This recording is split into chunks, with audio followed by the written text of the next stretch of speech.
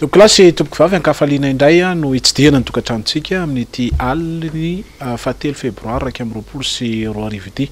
Manaraka ny fandarana Resaho Aloha isika, fandarana zay atolotry ny télévision MBS ho atsika isaky ny alarobia izao sy ny zoma alina. Faly miarabantsika isa tokantrano ary sorandratrano isika satria de lina miandro tokoa. Manao rendez-vous mihitsy raha izay milazana azy an'ity fandarana ity. Vonisandry anjato no manotra ny fandarana Guy Maxime Ralaiseno miarabanao tompoko. Miaraba tompoko. Tsy adiniko nefa ny miaraba ireo technician zay mampita amintsika ny feo sy ny sary isa tokantrano amin'izao alina izao. Mandalo vanim-potoana sakotra ny firenetsika andrenjato raha izay no ilazana azy amin'ity janoary 2024 ity. Ombenimbeny dia ambana ny 2024 fotoatsarotra ihany koa satria dia nisy ny pandemia Covid-19 nanerana an'izao tontolo zao. Nieritreretina fa hiditra ny volana janoary dia izotra araka ny tokony ho izy ny fiainam-pirenena izainga vaovao kanefa amin'izao tsika miteny zao dia fantatritsika ny faneho-kevitra ataon'ny fanoerana dia mihamafana ny raharaha satria mitondra ny anjara birikiny ihany koa ny fitondrana mitondra fanazavana na eny anivony ny conseil des ministres na eny anivony conseil du gouvernement na eo anivony hainao manjery maro samihafa. Mitondra ny teny ihany koa ny parlementaire anevony Sur Mbs manohana ny fanjakana makasika ny tsangan-javatra eto amin'ny firenetsika amin'izao tsika miteny zao. Mihamafana ny raharaha satria de fantatritsika loatra hoe ny zava-misy amin'izao fotoana zao dia to miambahamba ny fitondram-panjakana manoloana ny olana setrainy amin'ny fitantanana ny fiainam-bahoaka. Ndrenjato naneo ny heviny préfet Antananarivo tamin'ny ny omaly ny makasika ny hoe tsy maintsy mila fahazahoan-dalana ny fandehanana mitsangatsangana zay nomany ny miara-manonja miaraka amin'ny fanoerana ho atao amin'ny asabotsy zao. Resahana ny demokrasia, resahana ny andraikitry ny fanjakana, fantatritsika ny lalam-pandrenana mazava ny momba ny demokrasia sy ny principe ny état de droit de etohan'ny lalam-pandrenana zany. Fantatritsika ihany koa nefa any amin'ny andeny ny fahaefatra ambin'ny folo ny zofototra ananan'ny fanoerana dia etohan'ny lalam-panoerana zany. Zany rehetra zany mampanjavozavo ny sain'ny olona amin'izao fotoana to velom-panontaniana ny rehetra hoe ahoana ary izy ity, azo atao sa tsy azo atao ny fitsangatsanganana, azo atao sa tsy azo atao ny maneho hevitra. Zany rehetra zany no mampisavorivory ny saim-bahoaka amin'izao tsika miteny zao andeha mba ho resahantsika ny amin'ny hoe inona tokoa moa zany raha ny lojika ny fitondrana ny fanoerana. Manantitra ny arahaba ny lojika ao anatin'izany moa dia fantatsika fa ny tahotra matahotra mafy ny mpitondra fanjakana amin'izao fotoana zao satria dia navitany andraiky ny fanoerana tamin'ny ankapobeny ary tsy embotra amin'izay andraikitra mampanohitra zay ny fanoerana fa dia hanazava hevitra hitondra ny zavatra tokony ho fantatra ny vahoaka rehetra amin'izao fizotry ny fiainam-pirenena izao. Ary izay fizotry ny fiainan'ny firenena zay no noezahana ny takotakonana hatramin'ny roa taona nitondran'Andriamatoa Andry Nirina Rajoelina raha tsy hoe hatramin'izay 5 taona nanaovan'ny teteza mity zay satria dia maro ny zavatra tsy nety teto amin'ny fiainan'ny firenena nefa moa dia lasa ohatrany hoe manao fiaviny tafara indray Andriamatoa Andry Nirina Rajoelina ka manilikilika ny fahadisoana sy ny fahavoazana rehetra tany amin'ireo olona nandimby azy teo amin'izany fahefa-panjakana zany. Zany aloha dia efa fihetsika tsy mendrika ho an'ny olona républicaine vonina ny hifanaja eo amin'izany atao hoe fifandamiasam-pahefana zany a, ary ny fifanajana ao anatin'ny fifandamiasam-pahefana no endrika demokratika iray voalohany. Ny fanoherana nampiseho an'izany mazava fa tena hoe ny filoha Markaravalymanana tena mazava ny fandraisana Andriamatoa Andry Nirina Rajoelina. Aya kibokibon'ny rariny ny mpitondra ny mpitondra amin'izao fotoana izao a Andriamatoa Rajoelina mitarika azy a Sur Mbs, ary ohatran'ny asolokan'ny zavamisy iaina nyty tanymasina ity dia io fa mivarimbarina misy deriva zany any amin'ny tsy tokony atao amin'izany hoe fitantanana ny raharaham-panjakana zany. Fantatsika fa be dia be ny zavatra nitranga tamin'ireny tetezamity ireny. Ny zavatra nitranga voalohany a dia na tsy nisy aza ny atao hoe famatsim-bola avy amin'ireo mpamatsy vola mahazatra dia milaza ny président Rajoelina tamin'izany fotoana zany président tetezamita fa afaka mampiodina amin'ny firenena izy. Ary efa vonina ozy ny vola tamin'izany fotoana zany moa dia hoe miodina foana amin'ny firenena na misy banque mondiale na tsy misy banque mondiale, fa nisy ny vola nambara-pahabe maso izay fantatra fa azon'ny fanjakana dia ny 100 millions de dollars avy any amin'ny fiscaux mikasika ny fitrandrahana ny atotamby zany hoe ny minerai de fer any Soalala tamin'ny andro ny tetezamity zay tamin'ny andro ny tetezamity zany dia samy tehaka moa ny olona hoe tena mba mety kosa zany dia anao an'ity tsika anao an'ity tsika anao an'ity tsika, fa rehefa le anao an'ity sy anao an'ity a dia tsy misy kotiny sy vidiny fa lany ny fetra. Ary ny femandehaza dia hoe tsy chèque anankiray ihany le 100 millions de dollars fa ny chèque maromaro hoe 4 chèques de 100 millions zany. Fa rehefa jerentsika zany any amin'iny faritry melakiny zany a izay misy any Soalala dia tsy misy matetika asa iray aza manonga ao anatin'izany hoe fitrandrahana ny vy any Soalala zany. Dia mahavariny zany ary vola be zany, volan'ny firenena zany hoe ahoana nakaiza izany vola zany, dia tsy mila anontaniana ve zany satria olona ambony eto amin'ny firenena le izy a tafaverinao président république dia tsy azo anontaniana intsony zany, dia manontany an'izany zany tsika any hoe mangataka compte amin'ny président république moa zany tsika hoe avao igny compte mikasika an'izany rehetra zany a, dia izay ilay mahatonga ny fanjakana amin'ny teny hoe manakorotana ny firenena ny fanoherana. Tsy manakorotana zany fa mitady mangarahara, ary io mangarahara io no tena fototry ny atao hoe démocratie. Raha tsisy mangarahara tsy misy démocratie. Dia mandalina ihany tsika ny amin'ny hoe vahoana moa ty raharaha eto Madagasikara ty vitan'ny président république samy rery fa izy moa milaza hoe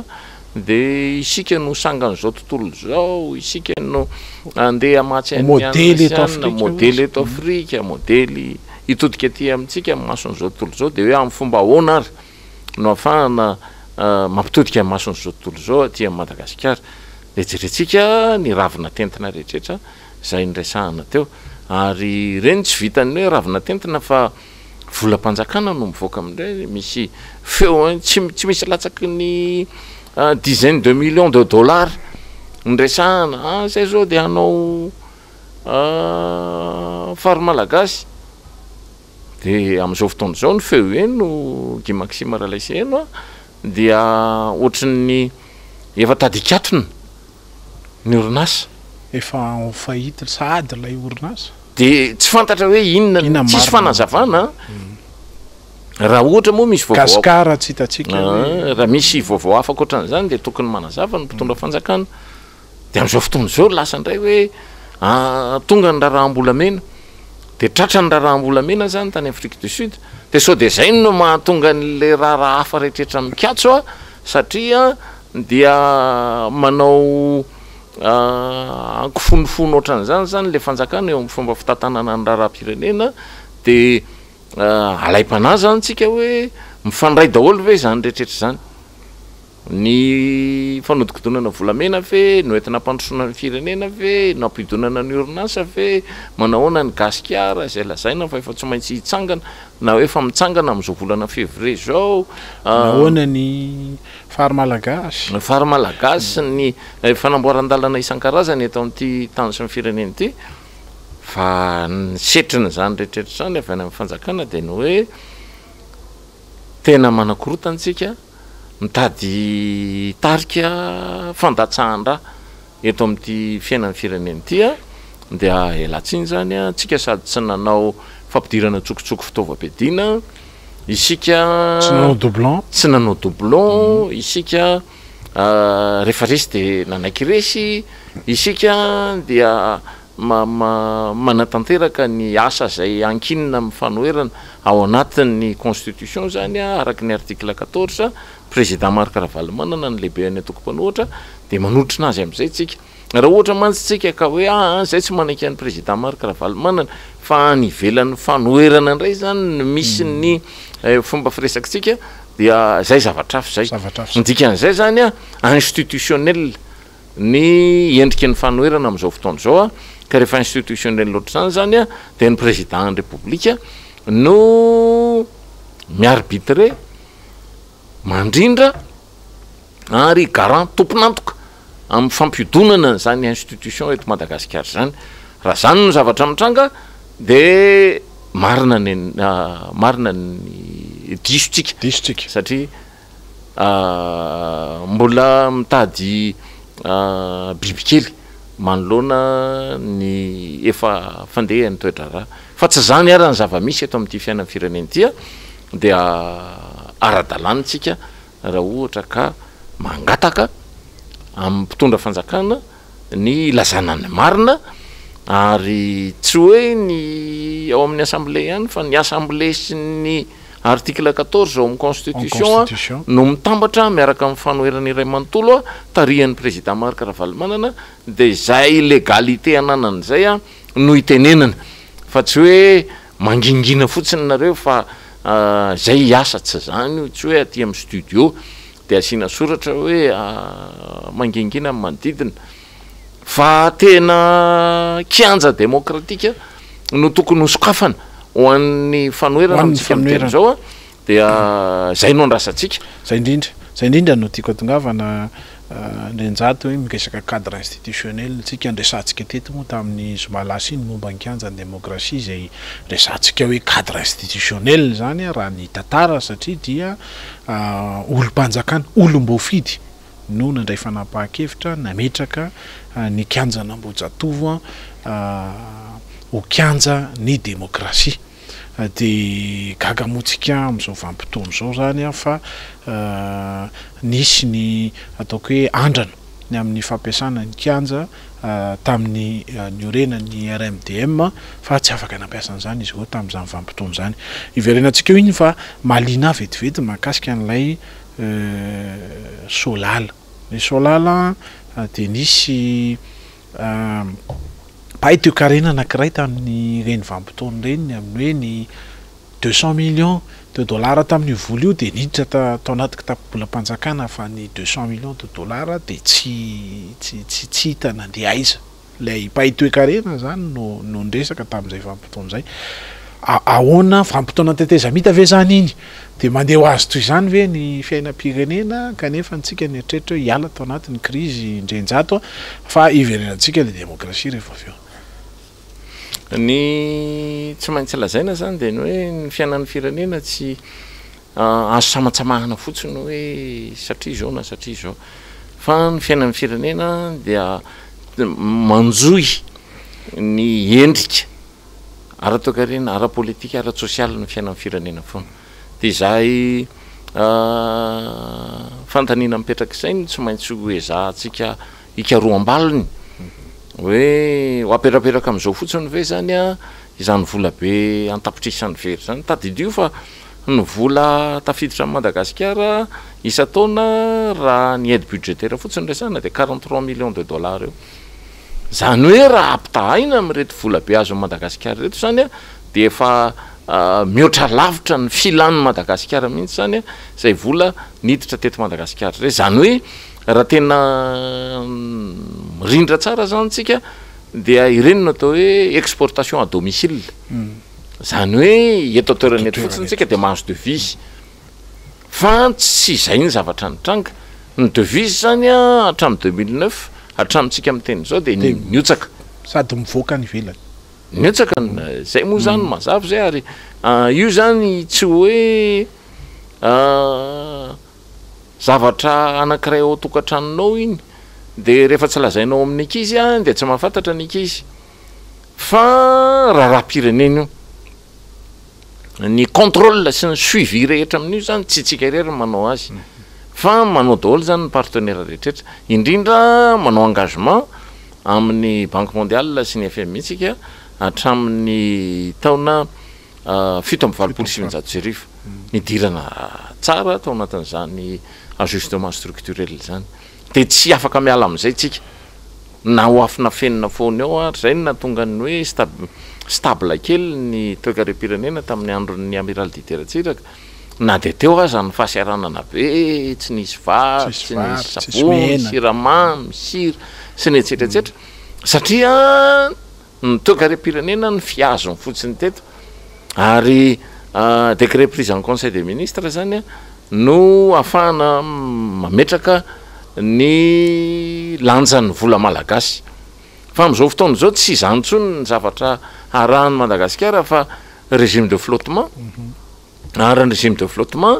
dia ny FMI napetraka azy teto Madagasikara dia zay endrika ananany contrôle amin'ny ara-toekarena eto Madagasikara zay zany sy ny ara-bola dia tsy afaka mandainga mihitsy tsika marina fa hoe afaka mila vaniny mpitondra etsetratsetra hoe roanay kely any aloha zany ny serita fa nahoana no contrat tamin'ny andro Ndravalmanana no arahanay zany hoe any anatin'le continuité de l'état mihitsy zany a no tsy azon'le mpitondra fanjakana amin'izao fotoana zao a ny dikany raha anao an'izany izy marina fa misy manao an'izany daholo ange ny olona rehetra ny olona nge rehefa misy changement de régime dia misy fanavozana ny endriky ny fiaraha-miasa na révision dia anjaratsika no mijery an'izany hoe inona ny révision tokony atao ao anatin'le izy fa tsy anaovanao unilatéral zany hoe didiky zafé lehibe satria zany président ny république dia ianao zany mihevitra fa président zao tontolo zao ny tombontsoa eto ambonin'ny tany a dia misy firindrany ary rehefa mitambatra ny tombontsoa ka manao tamba be andeha amely ny toekarem-pirenena ny firenena anankiray dia tadio fa visaka tsika aveo dia ho mafy no i Venezuela zay pays pétrolier fa fesona ihany zany Nicolas Maduro manoloana ny tamba be ataon'ny firenena tandrefana manoloana ny zava-misy ara-demokratika ao anivony zany firenena anankiray zany dia visaka eo zany izy amin'izay lafin'izay so ihany fa misy ny équilibre ataon'ny Rosianina nge ny manao ny équilibre amin'ny Nicolas Maduro zay ny mahatonga azy tsy voahongana sy ny etsetratsetra indrindraindrindra andriamatoa Donald Trump zany a dia nanana accointance zany hoe afaka niraitsikimbakomba tamin'ny Vladimir Poutine tamin'ny nanliana ny Hillary Clinton tamin'ny fifidianana tamin'ny 2016 dia misy profil bas zany hoe mandefindefitra izy manoloana ny tombontsoa rosianina dia zay le zava-misy zany amin'izao fotoana zao fa tsy zany intsony ny zava-misy a dia mivoatra hafa amin'ny endrika hafa indray zany a ny atao hoe fifanarahana iraisam-pirenena dia isika eto Madagasikara tsy zany no ataontsika isika eto Madagasikara ny amintsika amin'ny teny zao tsy mihoatra nambotsy roa ohatra nge ny dimension ny fanapahan-kevitra atao e fa ngaho ambotsy roa ohatra ny centre du monde ambotsy roa ohatra zany nge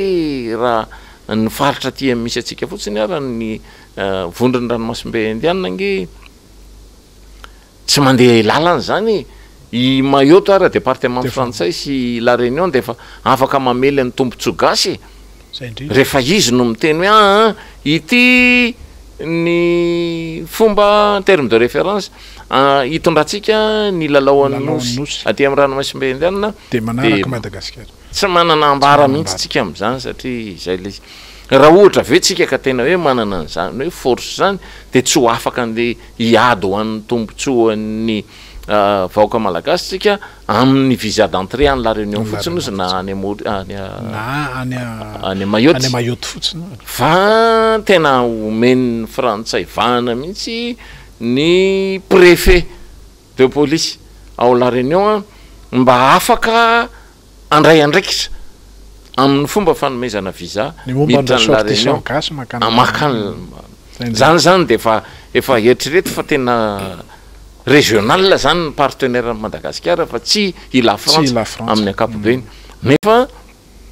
raha ny marina de firenentsika zany de ny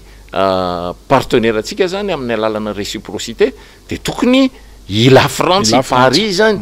no miresaka amintsika Quai d'Orsay farafaratsiny raha hoe tsy afaka manana accès any amin'ny Élysée tsika de mba ny Quai d'Orsay zany no mba partenaire atsika fa tsy omen'ny olona n'izany tombonday zany ny firenena malagasy fa le préfet de police any la Réunion no mandrindra no momba Madagasikara ambany de ambany ange zany toerana misy atsika toerana ametrahan'ny olona atsika zany ary zay lafin'izay zany tsy maintsy tokony dinihana eo amin'ny fomba andrindrana ny raharaha ary raha io raharaha Golden Gate vetivety ndrenjato justement zay indrindra manko antiako resana zay ve no mahatonga atsika mihitsiko anatin'ny raharaha Golden Gate satria fitondram-panjakana malagasy dia nanao ny fifampirarahana tamin'ny firenena Afrika Tatsimo zany amin'ny hoe ho atao extradition reo olona zay voatazona any ary repatriena lay volamena 73,5 kg d'or de zay ve raha izay le hoe toerana metrahan'ny olona atsika manoloana ny fifanarahana iraisam-pirenena firenena rotota de mitsoka ny raharaha nefa tsika firenena anankiray zay tenen'ny olona foana ny hoe Madagasikara avec ses richesses ny île misy azy ny flore ny faune nananany sy ny sisa de tena firenena anankiray apetraky ny olona ho firenena tsy tokony ahantra mihitsy zany izay le endrika ananan'ny Madagasikara fa tsy comptabiliser raha ny zanako Madagasikara fotsiny nge no resahana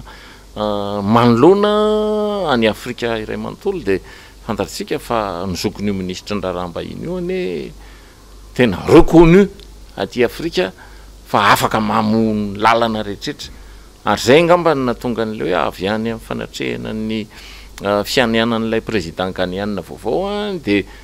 tonga de nakany Afrique du Sud le ministre ny raharaha-mbahiny amin'izao fotoana io zany nandeha ny savasava lalana mikasika an'izay extradition zay de matoa zany tsy tafavoaka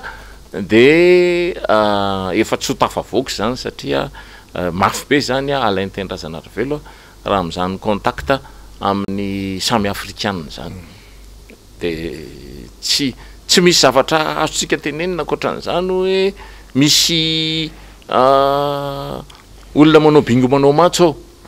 ny bingo manao matso amin'izay fotoana zay zany de afaka miteny fotsiny zao hoe régleo araka ny tokony ho izy io raharaha Madagasikara io lobby be dehibe ny ao anatin'izany rehetraretra zany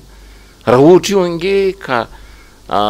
nisy ny fomba anankiray nitrangan-javatra teto Madagasikara hoe nisy vadina mpitondra ambony teto Madagasikara tratra tamina trafikana drogue tany Mayotte de ny président Ratsiraka nanao ny négociation tamin'izany fotoana zany fa nitambazany tamin'le hoe rehefa manginy ty rangahy ty tsy manoto ohatra loatra dia idirako ny famahana ty diplomatiquement fa raha masy mihetsika raha mihetsiketsiky eo ty a de sahirana zay a fa avy aloha izy zany olohany any mayoty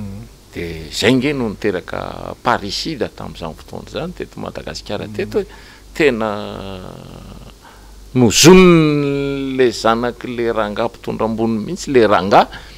mba ahafahana mamotsitra an'le ramatoa tany mayoty zany le machiavélisme ao anatin'ny fomba fitantanana ny raharam-pirenena ary fantatsika fa ianao de miantsy ady izako misokatra ny vavanao de miantsy ady zay lafa mihitsy zay aty Afrika isika isongana anana ny toeratsika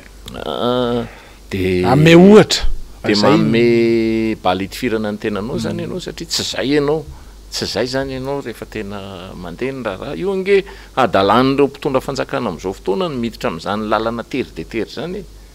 maninona moa no ahiditra am'izany lalana tery zany ny fanjakana milaza fa hoe lanim-bahoaka hanga mbola nisy nahafantatra aloha tany ambolohany hoe doublon nge nalany an'ity olona ity na hoe ny fifidianana nandraisany anjara de misy doublon honnêteté politika zany a de tokony izy eo amin'ny fanjakana ny mandeha mandravona an'le raha fa tsy miditra am'izany mihitsy ianao de mandamindamindresaka moa zany ny communauté internationale mba tsy siny nikorotanao Madagasikara de aloha andeha am'izao io raha io zay nge ny comportement raisin'ny partenaire atsika amin'ny endrika diplomatika zany de zay no ataony andro fotsiny izy hoe aloha andeha amin'io fa rehefa manazava ny mpanohatra dia tonga saina ny olona hoe ay ve tsy kentrina sy dondrona avokoa reto vahoaka malagasy reto fa misy mahatakajavatra ny amin'ny tsy fetezana rehetra eto Madagasikara de lasitsika amin'ny tanisa hoe reto sy reto ange de lidinitier reto sy reto ange ka manohatra ny lalam-panorenana reto sy reto tsy milamina mauvaise gouvernance de manaraka atsika zany ny vahoaka malagasy de rehefa manaraka atsika ny vahoaka malagasy a de miova indray zany amin'ny fironana eo amin'ny fianakaviam-be raisam-pirenena manoloana ny fandraisana ny raha eto Madagasikara ary ny lazana an'izany ento zany a de mba tsy ho tompotrano miona ny vahoaka malagasy manoloana ny ezaka ataon'ny fanoherana de manazava an'izany araka ny tokony ho izy tsy mandeha ty satria de tena fandrika ataon'ny fitondrana ho an'ny fireneny ty zavatra ataony ty ary tsy manao zavatra mikitsipony ny mpitondra fanjakana fa kibilobiloka eo amin'le fomba fitantanany any fiainan'ny firenena ary ny fitantanana amin'ny firenena indrindra fa mivolam-panjakana de io zany tsy mba azo andeferana indrindra eo amin'ny gouvernance zay apetraka ary rehefa io moa zany mandeha de io ny tena mauvaise gouvernance de sahirana zany ty fanjakana ty amintsika am'teny zao a ary lehilahy zany io raha ohatra ka tafavoaka am'izao situation misy zao satria efa etika tenin'ny olona daholy efa omen'ny olona anaram-bositra daholy ange reo mpitondra malagasy reo hoe ty ianina ty de sahirana izy satria memezan'ny olona fotsiny eo izy hoe de iroso any amin'ny anina zay vao tena iroso roa taona ty orina ve anao vao manao préparation an'ny cadrage macroéconomique any Madagasikara zay vao anolotra ny programme anao problème zany fantatry ny olona ny dikan'izany fa tady andingany ianao zay indrindra ary na ho azavaina tahaka ny injato ambirivo aza ny mikasika ny antsika nge de tena mbola tolérable ny andety Madagasikara zany hoe nitrosan'ny Madagasikara zany mbola tolérable tsy zany ange le izy ary raha ohatra ianao ka hitondra fanjakana de ilaza ianao hoe satria zay ataon'ny Macron no ataontsika eto Madagasikara de diso ianao satria Macron nge rehefa tonga teo amin'ny fanjakana ary niatrika ny Covid-19 de tonga de nametraka teo ambony latabatra hoe 300 milliards d'euros 300 milliards d'euros zany nge tompoko lasy tompoko vavy ka budget Madagasikara 100 taona ka ahoana no ahafahanao hiatrika ny fomba fiainan'ny frantsay manoloana ny zava-misy eto Madagasikara am'izany budget 100 taona ny Madagasikara iny volana apetraky Emmanuel Macron teo ambony latabatra mikasika ny gestion ny Covid-19 tsy mbola misy inona fa ity no enveloppe afahantsika manao gestion ny covid-19 de ianao moa zany eto fantaritsika fa ny fahantrana aza namidy teto namidy taman'olona mifahantrana hoe tena mahantritra tena nao appel solennel ho an'ny fianakaviam-bay raisam-pirenena mba hitodika aty Madagasikara contraire an'le zatra nambaranao tany ambelohan'ny tany de zany no mahatonga atsika miteny hoe mahafaty zany nge resaka fa le resaka nge mifamotitra de rehefa mifamotitra ny resaka amin'ny mampitondra fanjakana de mahafaty vahoaka ary zay indrindra resaka teti-bolam-panjakantsika eo miresaka tsika ny mauvaise gouvernance miresaka ny arena ankibon'ny tany anana Madagasikara tsika miresaka solala rehefa ho atao any amelaky ny conférence budgétaire régionale tsika moa teto tamin'ny volana décembre namotipototra io resaka io ndrenjato ty zany zao conférence budgétaire régionale andanana indray any amin'ny loi de finance rectificative tamin'izany tsika nyresaka ny amin'ny hoe processus ene raha iresaka ny teti-bolam-panjakana de misy ny conférence budgétaire au niveau de district au niveau région eny anivony département maro samihafa ity zany modèle anankiray hoentin'ny fanjakana any melaky dia taitra ihany tsika satria moa arena kibon'ny tany resahana melaka dia anisan'ny faritra anankiray potentiel amin'ny pétrole amin'ny fantatritsika ny fuel lourd amin'izao tsika miteny zao de any zany no atao ny conférence ahoana dao mba resantsika kely satria manaitra le izy hoe rehefa any amin'ny faritra matanjaka sy misy arena kibon'ny tany eritreretina hotrandrahana indray ngaty raha ty fantatritsika ny rahabe milangana tsidikitsika teto amin'izao tsika miteny zao mbola tsy malalaka raha ny fifanarahana nataony fanjakana malagasy tamin'ny total ahoana indray ty raha ty io mantsika le miheviteny eto zany tsika hoe atsika ty lalam-panorenana mihitsy aza de efa milaza fa ny convention sy ny traité zay ataon'ny Madagasikara dia tsy maintsy ajaina de fantatsika fa ny be milanga de mbola ny total zany hoe an'ny frantsay dikan'izany ahoana ny fomba ahafahana mikitika ny be milanga amin'izany lafin'izany raha tsy hoe hiady amin'ny frantsay indray zany tsika ary zany hevitravina apetraka zany no mahatonga amin'ny firenena ioaka de mikasika ny tsimororo moa satria samy eo amin'ny faritra melaka daholo zany tsimororo efa nambarantsika teto fa efa trandrahana zany ny filoloha fa eo amin'ny fomba amoahana an'le vokatra tsarivitsika fa efa misy hatrany amina milliard de baril no efa voninao fa tsy mbola afaka amidy satria mbola manao blocage ny fanjakana mbola manao blocage ny mpiara-miasa amin'ny fanjakana de ao anatin'izay blocage ataon'ny fanjakana zay zany no mahavery ny tombontsoa amin'ny firenena de tsy zay no ataoko hoe tsy manana an'izany capacité de négociation zany ity fanjakana ity satria de ny azy tombontsoa atendromolotra sy atendronorona no tena katsahany ary tsy manana an'izany atao hoe tombontsoan'ny vahoaka malagasy maro anisy zany ny fanjakana amin'izao fotoana zao tsy hoe manitatra indray ny dikan'izany fa de hita mazava satria efa fantatra eo fa ny société manodina azy ao antsimororo zany de fa mifanaraka amin'ny mozambikiana nanao pipeline amin'ny anaran'ny malagasy zany fa tsy misy vola miala amin'ny fanjakana malagasy de manangana an'le raffinerie any Mozambika de any aloha ny trandrahana le zavatra alefa miondrana makany zany fa ny fanjakana indray ny contraire an'izay no ataony hoe de mamoanareo vola ahafahana manamboatra ny lalana treo Tsoromadidy zay tsy m'intéressé ny mozambikiana satria manalavitra azy indray zany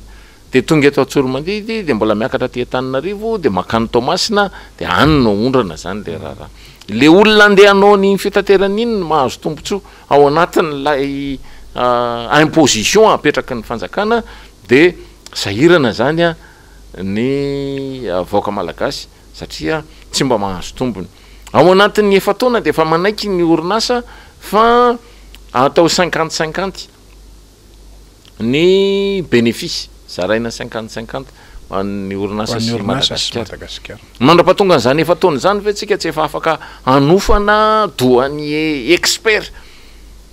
amina resaka fioloro sy ny accessoire sy ny associé ao anatin'izany fitrandrahana ny fioloro any Tsimororo zany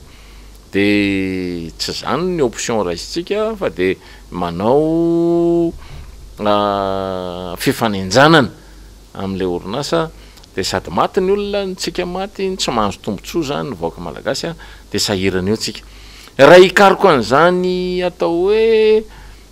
tobina intérêt ho an'ny firenena zany antotana intérêt ho an'ny firenena any amin'ny faritry melaka iny zany de mila ny fanjakana mihitsy aloha ny mandiny tena hoe inona zany no tokony ataotsika am'izay mahafinaritra nge so de le politique akapobe ny fitrandrana eto Madagasikara mihitsy ny mila diniana ka le izy nge tsy le hoe politique akapobe ny mihitsy ny mamaika fa le intérêt direct nefa ny intérêt direct mazana dia intérêt ponctuel n'olombitsy zavatra mandalo kely sy ny etsetreetsetra zay nge no atao hoe lasa izy zany ohatra sanatriny zany miongana eo ifanjakana io de very any nge zany le intérêt tsisy arotrany hoe tonga de omeo anay fotsiny zao aloha fa tsy maninona zany fa zay mandimby eo no mizaka ntolambe-tsy mitapaka de ohatra zay foana ny fomba ataotsika hoe raha valymanana rangano ny négocier ny sherita fa foanany aloha ny sherita de responsable ave zany fanapahakevitra zany de samy mandinika zany tsika am'izay lafin'izay fa naoinana de anjara amin'ny fanoerana no manapotsipotsitra an'izany hoe tsy mety kosa zany ataonareo zany fa manjara lasa matiny ny fiainan'ny firenena inona zao manakorotana am'izany ry tsy hitako mihitsy ny manakorotana am'izany manonga-panjakana ono zany de inona koa zany hoe manonga-panjakana zany tsy zany le any anatin'ny fanahintsika any amin'ny fomba ifampiresahana takan'izao fa tena miresaka mikitsopotsika hoe zao kosa ny tena tombotsoa amin'ny firenena ka raha mba takatry ny vahoaka zany hevitrytsika izany de manaraka ny olona de rehefa manaraka ny olona de mametraka nyty fepetra rehetrehtra ty ianao ao anatin'le raharaha tsy maintsy mila fahazahondalana tsy azo atao visaka zany le démocratie malagasy zany manjary reraka ambony any manoloana ny fitiavatena ny mpitondra fanjakana ary tsy hoe ny ahafahana manilika ny fanjakana fotsiny ao anatin'izany tombontsoa zany mamaika atsika fa manoro nge zany ataotsika zany tena manoro amin'ny fanjakana mihitsy hoe inona ary ty ataonareo tombontsoa an'ny vaoaka malagasy tsy ataonareo tsy tanterahanareo de manjary lasa satria tsy ho tanterahany mihitsy zay de manjary lasa ohatrany hoe manebaka azy zany le zavatra ataotsika de fantatry ny olo-pirenena le izy de reo olo-pirenena ndreo koa mieritreritra hoe inona marina raha moa zany zavatra atao zany mba misy zavatra antena iny tsy ohatrany tena komika be zany tsika eto Madagasikara eto de ohatrany hoe ny miaro tombotsoa n'olona fotsiny tsika zay zany tsika vaoaka malagasy misy olona malaina ny fampizara amintsika eto nefa reo ihany ny tetavintsika ho toanana eo amin'ny fomba fitantanana ny Madagasikara de tebahantsika zany resaka zany de zay ny ohatra mamafimafy kely amin'ny fomba firesakitsika fa ny akoatran'izay zany dia tsy milamina mihitsy ny paikady ara-toekarena ara-politika ara-sosialy ataonyity fanjakana ty ara-pitantanana indrindra ary iny moa de mariatsika ombenobeny hoe ny fanehoan-kevitra ny fanoerana de akeny lalam-panorenana ary misy règle démocratique ifanekena ao anatin'izany fa manahirana moa no mahare an'le izy ndrainjato hoe miketrika fanonganam-panjakana miketriky ny amerina ny 26 janvier 2009 zay tsy nandraisan'ny ny fanoherana raha ny mijoro mpanohitra amin'izao fotoana zao ny akamaroany de tsy nandray anjara atao anatiny zany raha 5 sy 2 arivo zany de zany rehetra zany no mipetraka roviana aritsika zany vo anana fanjakana may mametraka ny satany mpanohitra ary misy fifanajana ara-pitantanana ao anatin'ny fifidianana lanim-bahoaka anao an'izany hoe ty fanjakana ty satria mandrangaranga n'izay fisamborana izy amin'izao tsika miteny zao ny hoe ho samborona ny miara-manoto tsika ngalamo anatin'ny miara-manota de misy ireo namantsika manetana ao anatin'izany mandrangaranga fisamborana vanim-potoana an'izany hoe ndraiky amby 24 sy zao vanim-potoana iainantsika zao raha miresaka fiainam-pirenena raha miresaka raha politika raha miresaka fomba fitantanana raha miresaka demokrasia tsika eto miresaka ny satany mpanohitra tsika vanim-potoana an'izany ve zao raha ny zava-misy mbola vanim-potoana ve zao satria ny ao ambadika zany rehefa misy ny famoretana de fantatritsika hoe firenena jato am'izany de ho avy koa zany ny vahoaka malagasy ijoro aorinan'izay ny amin'ny tsy azona ekeny zany de mbola vanim-fotoana ve zao isin'ny fifandonana ara-politika zay fantatritsika hoe fifandonana ara-politika mitondra atsika foana any anatin'ny krizy raha tsy mahay ny fanjakana tsika moa no endrikendrehany amin'io hoe mikasany anao an'izao tsy ekenay ny fanakorontanana tsy ekenay ny sy ny etsetretsetra zany zay ataony eo indrindra fa mifandrobana zay veriky fa tsy de spécialité ny fanoherana am'izao endrina zao anga am'izany mifandrobana zany tena tsy spécialité n'ty fanoherana ty mihitsy satria raha ny tenako tany anatin'ny fandraisana anjara tamin'ny 2009 ohatra de nisakana mihitsy mba nitsakanesany eny Tanjombato makoro Tanjombato nisakana nitsakanesany ety amin'ny MBS nisakana ny tsy andorana ny radio national saika maty moa tamin'ny anakoro tamin'izay niteneniko teo zay fa andraikitra ndraisiny zany teto amin'ny firenena de tenenina hoe azafady kosa fa tsy zany no atao hoe mitondra fanjakana tsy zany atao hoe manao politika na manao politika nge de mitondra ny hevitra ianao ary rehefa azonao mifanjakana azonareo zany zao mifanjakana io na de tamin'ny fomba mamoetra ara satria mampitsangam-bolo nge zany hoe olona mitondra fanjakana am'izao fotoana zao napiditra fitaovam-piadiana tsokisoko mampitsangam-bolo nge zany hoe zay tsy nanana fahefana momba an'izany tamin'izany vanim-potoana zany mampitsangam-bolo zany hoe ny fanjakana mitondra am'izao fotoana zao no tomponantoka tamin'ny doublon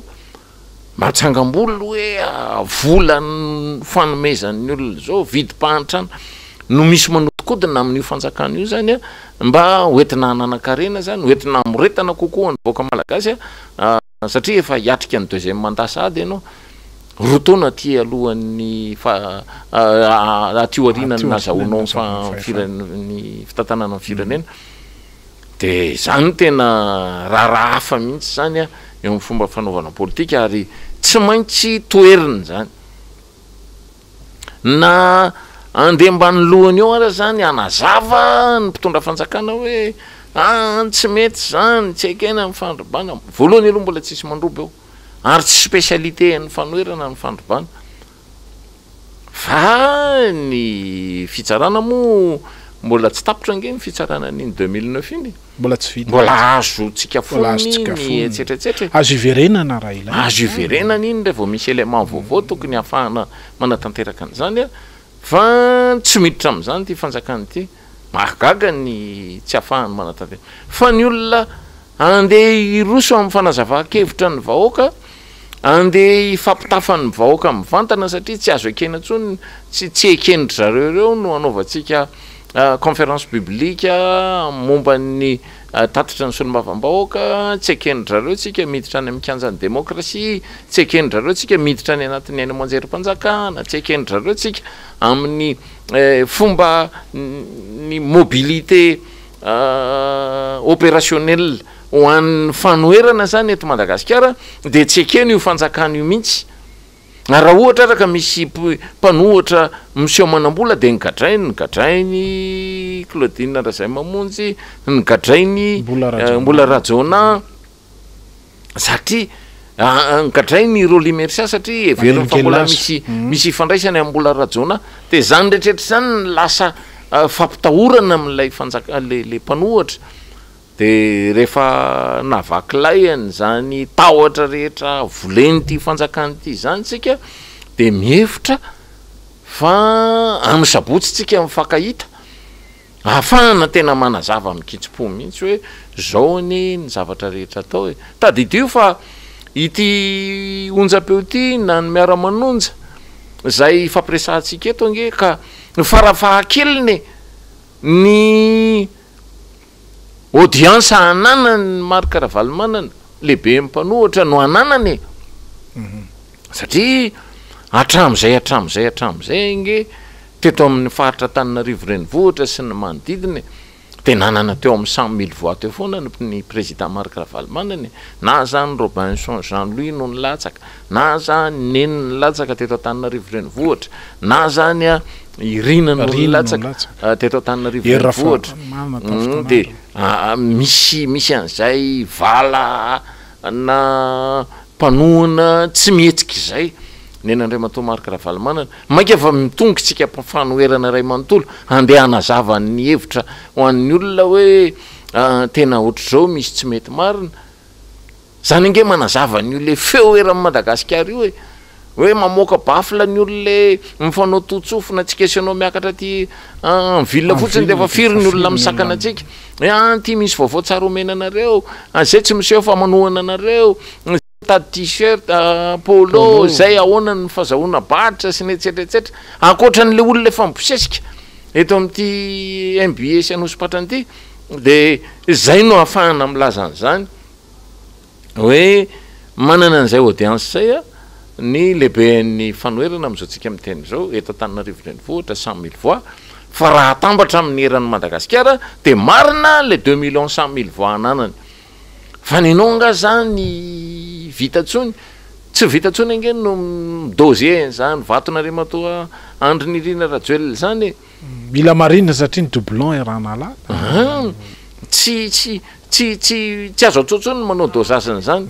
fa tsy maintsy misy fanohanana rabola avy amin'ny kitapom-bolam-panjakana vao mahazaka olona ny fanjakana, tsy maintsy misy ny vola avoaka ny kitapom-bolam-panjakana ividianana an'ireo radio zay mitambadratsy ireo zany mba hahafahana manao an'ilay raha de reo no manao adim-borotsiloza amin'ny fanoherana am'izao fotoana zao hoe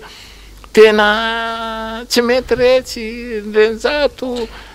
devoly sy netsetretsetra tsy zany io fa misy dosage scientifique zay mitranga ho azy zay mivoaka l'état naturel zany de reo olona mibosesika ireo ary io tsy foronina ary izany tsy hoe atao mamenatra ko zany ara mivokatra le asa nataon'ny fanoherana teto Madagasikara na de tena manao antso-jay mihitsy azy manao raha matahora azy ny mpitondra fanjakana de reo tsika navitan'izay asa zay de veriko fa rarintsika raha manome fotoanan'ny olona amin'ny asabotsy zao mba tavandrala mandranitra ny tavandrala mijery imaso ny zavatra rehetra ny fampiresahana teto amin'ity Madagasikara ty de lozan'izay isakasakana an'izany lozan'izay mihevidratsy andeha hitondra fanakorontanana ao anatin'izany règle démocratique zany mouvement tena mandeha tsara zany ary tsy nampoizin'le mpitondra mihitsy le izy noeveriny fa hoe tsika manomana an'ity Antananarivo renivohitra ty fidinana miaraka amin'ny parlementaire eto Antananarivo renivohitra dia andeha hankataka lalana any aminy ny député aloha tsy mangataka lalana fa mampafantatra ary raha no excursion nga mampafantatra zany tsy mampafantatra olona tena affaire privé zany de ny affaire privé de voalaza ny lalam-panorenana fa etohan'ny fanjakana ny affaire privé rehetrretra ka etohan'ny lalam-panorenana naraiky tapitrisy io na firy no avy eo de etohan'ny lalam-panorenana zany nareo aza nandeha nanao an'ireny le Jerusalema nanerana amin'ny Madagasikara reny fa ngany isy autorisation reny ao anatin'ny fepetra amehana momba amin'ny fahasalamana teto Madagasikara no nitrangy zany fietsika nataon'ny fanjakana zany fa tsisy nahateny mihitsy manatrika an'izany ny filoham-pirenena eo amin'le resaka hoe baréas ny fanaovana tamin'ny fiainan'ny irasam-pirenena tokony nasiana toerana manokana fanaovantsika tamin'ny Côte d'Ivoire nasiana grande écran sy ny etsetretsetra de nasiana Jerusalema no nafta teo mihitsy ny olona nijery de tsy misy mety daholo zany rehetrarehetra zany eto Madagasikara de anaovana azafady zany tsy misy ny amehana ara-pahasalamana amin'izao fotoana zao tsy voasakany io fanjakana io ny amemetra ny vahoaka malagasy amin'ny zavatra tokony ataony tsy mamelona ny vahoaka malagasy io fanjakana io satria dia tsy fantatra ny tetibidiny varina farany ohatrinona rio 7000 tonnes tonga io na farany ary ny vaovao mitranga ny Tuileries any de tena mampitahotra mihitsy mikasika ny fahatongavan'ireo vary reo misy fihetsika vaovao mitranga ny Tuileries any émeute de la faim de eo mpanaovana regroupement-tsika fa tena mahavarina zany ny zavatra mitranga eto Madagasikara de mbola izy raha manao an'izany raha zany fanjakana nge manao an'izany raha zany fa tsy mifanoherana dikan'izay de manome crise atsika zany ireto fanjakana reto ary zay indrindra moa satria dia eo mpanady adinany zay vaovao zay tokoa tsika satria dia tena nona ny olona reraka ny olona ary ombenombeny moa resahany olom-pirenena roben'ny tanàna de ny hoe miangatra amin'ny fanjakana satria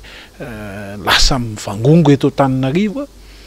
lay varina farana fa ny any amin'ny faritra hafa zany de sanatrian'izany atao ankilabao manoloana an'ity nagaga tokoa moa ndrenjato ny nakasika n'ilay hoe ary nahavariana natalanjona satria de ny mpitondra fanjakana indray zany zao no manohitra ny mpanohitra raha manao fandarana anankiray paritaka manerana Madagasikara de tena nahatalanjona tokoa satria de ny hoe efa midina ambany toy izany ve ny fomba fanaovana politika eto Madagasikara ary mahavalalana satria dia sika miezaka mametraka ny toerany fanoherana mba andehany amina ataoko hoe dia mazava mahitsy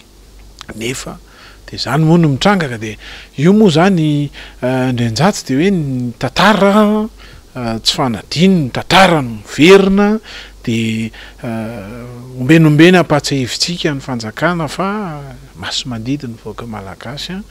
tompon'ny fahefana izy zany moa no itenenan'ny mpitondra fanjakana zay manohitra atsika am'izao hoe ray aman-dreny ny fanjakana ka afaka mibedy afaka mibedy manoloana n'izao trangan-javatra zao kanefa ny mpanohitra moa de mazavany amin'ny hoe ibedy aninona moa fanjakana manoloana ny fitenenantsika ny zavatra marina amin'ny tantanana ny raharaham-pirenena tamin'iny farany herinandro iny zay ndrato entitra ny filohan'ny republika ny makasika amin'ny facture ny jirama zay nahatsapana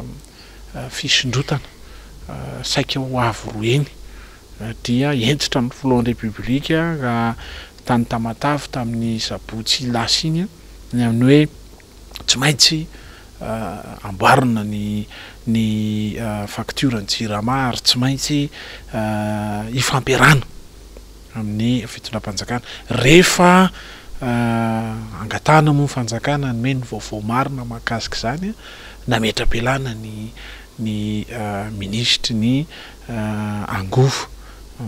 re koa fa misy olana goavana eo anivon'ny conseil d'administration sy ny talé général ny jirama olana goavana satria dia tsy mitovy fomba fijery zany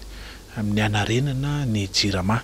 tsy ay moa no etoketony amin'ny hoe raha miresaka ny jirama dia am'izao tsika miteny zao andresantsika teo de le state procurement of Madagascar na ny SPM zany manafatra ny vary fa raha ny fantatra ao anatin'ny satany ity SPM ity dia io koa ilay orinasam-panjakana anafatra ny solika ny jirama zany rehefa zany ny zava-mitranga Andrianjato dia rehefa misy tombontsoa fomba fijery tsy itovizana ao anatin'ilay raha ny jirama zany am'ireo lay solika laniny eto Madagasikara dia ny fanjakana Marc Ravalomanana no nanafatra solika tamin'ny vanim-potoana mivantana amin'ny jirama zany dia napiena ny vidin-jiro tamin'ny taona 2024 ary ny fantatra ny fanadidinana tao dia tsy déficitaire intsony mihitsy ny jirama tamin'ny 2024 fa nanana vola afaka nampandehanana zany hoe nanana autonomie financière ny jirama tamin'ny 2024 tonga ny rompony crise teto amin'ny firenena dia raha tsika malala amin'izao tsika miteny zao 1000 milliards ariary ny subvention omeny ny fanjakana ny jirama rehefa vavahany ty olany ity dia hoe ny olany eo amin'izay tsy mitovy ny fomba fijery amin'ny tombontsoa izay tandrify ny pomba ny floraduel zany ity raha ity ary mampatahotra azy Andrianjato dia hoe atao fanainina zany ilay jirama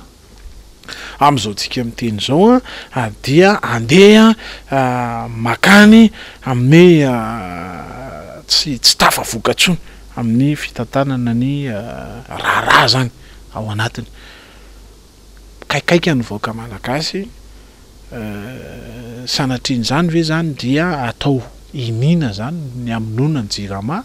mba ho vidiny ny mpiara miserasera amin'ny filohan'ny republika indray ho franc symbolique sanatria ny jirama zay orinasa tokony hanana ny fahaleovan-tenany mazava ahoana Andrianjato satria nde moresantsika kely satria tena ny rano efa tsy voava tia indray zany ny herinaratra misy vahaolana fa mitovy amin'ny solala mitovy amin'ny tsy miroro ny raharaha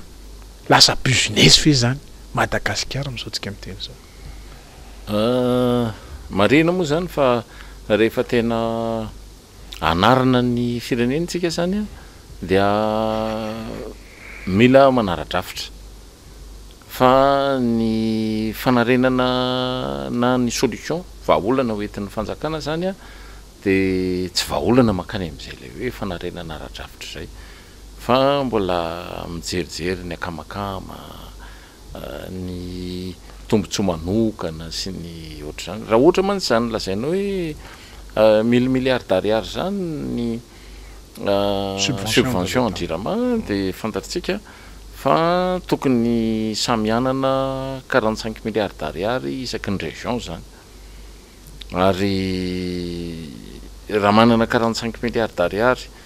isaky ny région zany ao anatin'ny 10 taona zany dia tokony mba efa samy manana any amin'ny 250 milliards d'ariary ny région rehetra dia veriko fa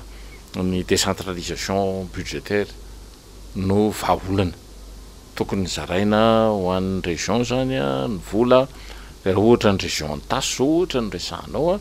dia amin'ny région antasy misy fohy be ny herinaratra maromaro zay efa nanaovany étude ohatra antafofo zany ohatra ny sutan'ny Lili dia farafaratsiny zany ny misy fiaraha-miasa eo amin'ny région Bonglava sy Tasy dia afaka mivarotra n'ilay herinaratra ho an'ny faritry Bonglava sy Tasy zany lay centrale hydraulique zay atao tafofo zay efa vita ny étude afahana manatanteraka ka raha Tasy Bonglava zany no mitambatra dia efa farafaratsiny manana amin'ny 90 milliards d'ariary isa-taona zany dia tokony misy zavatra afaka atomboka eo amin'ilay raharaha fa tsy zay moa no tena mamaika ny olona fa le anao zaramanta ho an'ny bolongam-bolo ohatran'ireny ty fanjakana ty mantsy zay ny tena spécialité izy tsy manomboka zavatra efa nataon'olona zany a fa ny zavatra ataon'olona no vany amin'ny fomba hafa de mamoaka vola vaovao izy am'izay lafin'izay de zay no ilazany foana hoe aiza zay hevitra vany aminareo mpanohatra de tsika zao teo no nilaza hoe ahoana ny conférence budgétaire de io izy manatanteraka an'ilay atao hoe conférence budgétaire fa any amin'lay faritra anankiray zay mety ahitany tombontso mivantana no alehany ary andeha ilavaniny am'izany ndray izy zany ny affaire-ny îles éparses efa mangony fotsiny amin'ny fifandonatsika amin'ny frantsay ny lafin-javatra maro no efa mampifandonatsika amin'ny frantsay a de zao tsika mbola andeha ampienjana ny fifanarahana eo amin'ny frantsay a ny frantsay fantatritsika fa tompony total zay tompony be milanga am'izao fotoana zao zay ny arataratasy de mbola ila molotra malina am'izany ihany tsika eo amin'ny fomba fiadevitra amin'ny ankapobeny de veriky fa tsy zakatsika zany adevitra zany tena animba amin'ny fiainan'ny firenena indray zany adevitra resahantsika zany a eo amin'ny fanatanterahana-draharaha fa miverina manaraka ny ara-drafitra tsika de rehefa miverina manaraka ny ara-drafitra tsika de tokony andeha ho azy am'izay ny fiainan'ny firenena ary azo atao zany zany ingeny tena nampahomby an'ny politika nentin'ny François Mitterrand zany no communauté économique mixte zany ingeny ny dikan'izany eo amin'ny fomba fandikanany raharaha amin'ny ankapobeny zay no nahafahan'ny maire de Paris nanajary an'io Paris io zay nahafahan'ny tompona andraiky sy ny RPR ny bana tao amin'ny Île-de-France intercommunalité ny tany Bordeaux sy ny etsetretsetra zany zay no nampatanjaka ny socialiste zay no nampatanjaka ny communiste tamin'ny vanim-potoana sasa fa eto Madagasikara zany a de ohatrany hoe zazakely ny fandraisan'ny olona azy satria hoe bedy zay ny feon'ny mpanohana ny fanjakana zao hoe mahazo tezitra io fanjakana io ary rehefa tezitra izy de mibedy ny atao hoe demokrasia nge ka tsy hoe misy ray aman-dreny sy zanaka zany tena marina raha ny tena marina zany tsy zany no izy satria miara-mitatana firenena ary any amin'ny demokrasia zany a de tsy hoe fibedesana no ifampiresahana fa fifanohiran-kevitra dualité zay ny fomba atao any amin'ny demokrasia fifampiainona ka raha tsy manana zany contradiction raha tsy mahazaka an'izany hevitra mifandona zany tsika zany a ao anatin'lay demokrasia zany de aza miresaka demokrasia fa dictature fanjakana mibedy zany ange hoe tonga de ikapoka ninona dictature zany fa zay tsy zazakely fa zay olona manana hevitra de reseo lahatra zay any amin'ny hevitra ahafahanareo mitondra ny firenena de manaiky se rehefa hoe tena marina nenareo tena efa adalana kosa ny hoe mihevitra marina no entin'ny mpitondra de mbola io ihany tsika mbola ametraka an'izany fomba fijery tena mivalambalana ohatr' zany de amiko zany a tsy mety ny ataon'ny fanjakana de ny fanjakana tsy ray aman-dren'ny mpanohatra fa ny mpanohatra miezaka kosa mbo interlocuteur valable manoloana ny opinion zay nge le zava-misy de tsy zaka amin'ny fanjakana zany satria tsika zany zao miditra any anatin' zany fifanoherana mihaja zany de tena mihaja mihitsy tsika rehefa miresaka an'le haitsika dao le nge ny fomba resahana an'le izy hoe iny ty de mitenytsika zao kosa ny zavatra mitranga am'izany tsy mety raha ohatra ka olona 5 isanjato eto Madagasikara fotsiny no ahazo subvention na 1000 milliards d'ariary fa ona zany ny 85% ary ny tena olana angendrainjato le 1000 milliards d'ariary de tsy miverina ho tatana ny jirama fa andoavana trosa izay aloha amin'izao ve na aloha amin'ireo mpanome herinaratra mpamokatra herinaratra amidiny amin'ny jirama any ny fototry ny olana amin'ilay subvention volam-bahoaka araky voalazanao hoe ny 5,100 no mahazo an'ilay 1 000 milliards akoatra ny 2 000 milliards d'ariary de gaspillage isa-taona amin'ny fitantanam-bolam-panjakana dia izany ny fototry ny olana eto amin'ny firenena amin'ny resaka demokrasia moa tsika dia mba tsetsatsetsatra tsy aritra hoe ny amerikanina dia ny vitsy anisa miaino ny vitsy anisa ny tena demokrasia izy zay ny tena demokrasia ka itsika tsy visy anisa intsony satria ny vahoaka malagasy rina ny fanoherana amin'izao fotoan'izao dikan'izany zany raha manana fahendrena ny fanjakana dia tena tokony miaino ny ambara mpanohitra fa tsy manohitra ny mpanohitra amin'izao tsika miteny zao dia zay ndray tsika ny fandarana amin'ny tian'io tia dia mametraka ny mandram-piona isa tokantrano toko lasy toko vavy ndrenjato vomisan mandram-piona toka